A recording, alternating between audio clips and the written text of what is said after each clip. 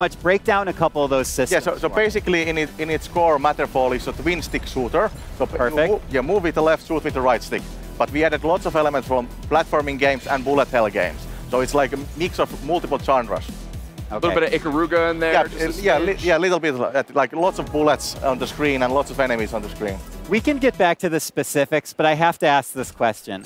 How do you guys basically monopolize the twin-stick shooter, I feel. You're very comfortable in that space. Yeah. I want to know how you guys keep energized and keep focused in that kind of single vision of like twin-stick shooter, we're going all in on that. How do you guys kind of keep yourselves energized? No, well, we love the genre, as you can see. So we are just like tuning and honing our skills, how we can do better twin-stick shooters all the time. Yeah, is there anything in particular that you feel like you guys really want to innovate on in that category? Like, what about the twin-stick shooter do you really gravitate towards? No, well, let's say that the wrapper for our twin-stick shooter is usually something new. So, like in Matterfall, we have the platforming elements. So it's not the pure twin-stick shooter experience. We're seeing that right now. Sorry to interrupt, but that's the volumes that you can dash through there. Yeah, you can actually create those blue volumes that we are going to see there, and you can use that like as a shield or a platform. So cool. How do they make it look so good? I don't know. I want to know. What kind of technical wizardry do you got we have lots of there? like technical wizard coders and effect artists that makes our game look awesome.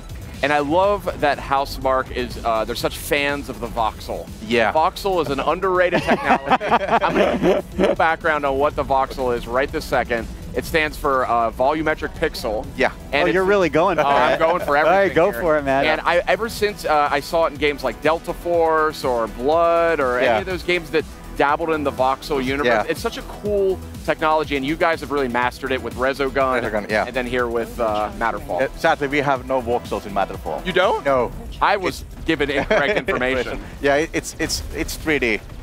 It's just polygons. Yeah, it's polygons. Sid, I'm glad we got that look at voxels. Look, we got one thing out of the way. We can check voxels. Yeah, you're like, list. you know what? We're done with voxels for now. We're moving on to the next big technology. No, tell me a little bit about, obviously your previous games, they have a lot of score chasing elements. Yeah. There's some light RPG elements in games like Dead Nation, which you were a fan I'm a huge Dead Nation fan. But tell us a little bit about the subsystems, the things that are going to be behind the curtain that are going to be playing around. Basically, you can set up different kind of loadouts with your character.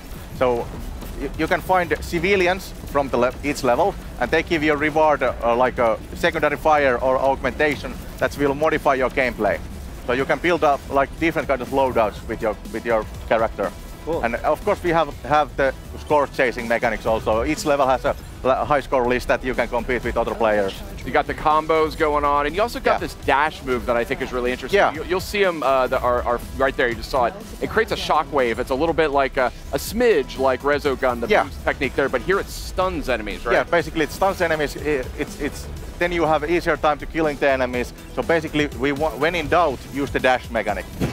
Just like in real life. Yeah, So basically, it's also the defensive and offensive move.